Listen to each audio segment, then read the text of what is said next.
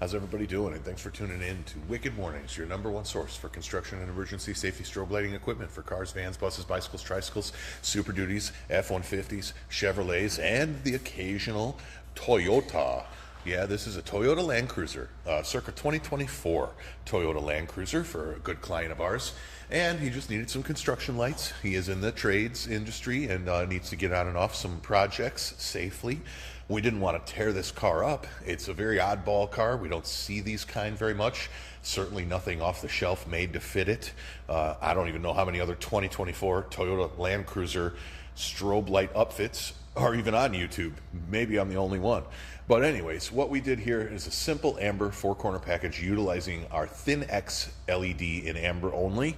If you want to touch a white, we have that light in amber white as well as all the other popular safety colors. So you can feel free to upgrade if you like, but this package is going to include the amber only. You can make the swap when you purchase the package if you like very easily. Now, how did we mount them in the front there without tearing anything up? Well, that's a pretty much honeycomb style grill. It's just like 1-inch squares there. And what we did is we took our 90-degree bracket and put it behind the grill, and then we mounted the Thin X on the front of the grill, and we sourced locally some extra long screws that allowed us to sandwich and clamshell the grill in between the bracket and the actual light. We did have to drill one small hole in the small plastic shroud, which is optional. You could probably bend the shroud out of the way, but we just drilled a small little hole right above the light so we did not have to interfere with the active shutters that close off the airflow to the radiator. So right above that light, small little hole in the plastic, which allows that wiring to come straight up and over to the driver's fender and right through a factory boot in the firewall. This vehicle had a fairly easy factory permeation in the rubber firewall boot, so we were able to use that. It's really easy to find. If you can't open the hood and notice the nipple on the rubber right there by the driver's firewall, it's extremely easy. So that's easy enough. We extended both of those Thin X lights with our 22.5, and for ease of install, I just extended them both long enough to get all the way into the cabin of the truck behind the switch. It's a very easy install there. I'll go into a little more detail under the hood and I'll show you where we sourced our power and how we did it in just a moment. And on the back of this car, we were kind of perplexed as to what to do. We could have went after the factory white reverse LEDs. I really doubt that there's any room to drill hideaways into those lights, so I might have been able to flash the factory white. However, amber is the universal construction color, so we wanted to try to get some amber on it. We took a look at that rear bumper, thought maybe about mounting some stuff there on the left and right side of the hitch. But there is a lot of metal, a lot of stuff behind that bumper. It makes it really difficult. It's not like just a drill and mount situation, and it's pretty low. So we decided to go above that. And we went right here on the top of the rear window. We utilized the 90-degree bracket with our Thin X right there as well. And the window is tinted fairly dark, but the Thin X does punch through. And again, this is not a normal daily construction duty vehicle. This is more of a PM kind of situation where they're going to be on and off the site on a more limited fashion. So I think this is going to work out just fine. It gets the 360 amber, well, almost 360, front and rear amber, so he can get on and off the sites and at least be noticed with his amber caution lights and abide by the Illinois laws about that. As we raise the hatch and pan up, you can see exactly what we did there with the brackets, and we ran a wire very quickly and easily from the passenger light right over to the driver's light, and you can put a little 3M adhesive on that. We put a little wire stay on it.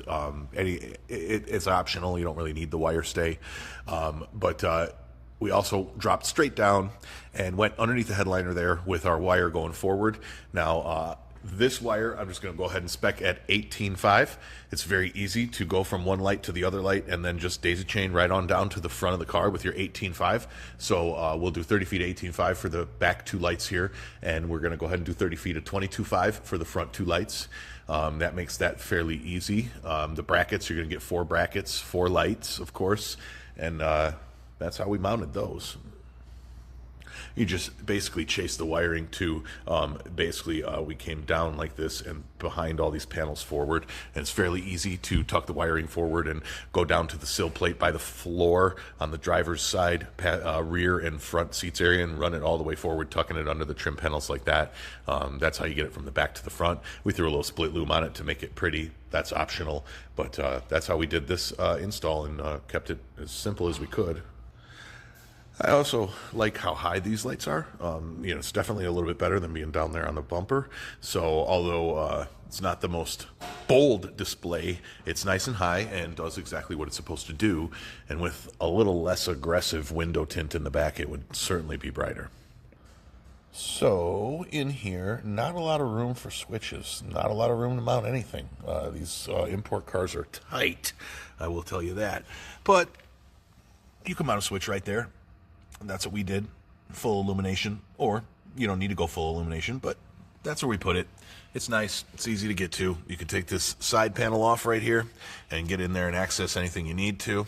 And I'll try to show you here, if I can, where our wiring goes through.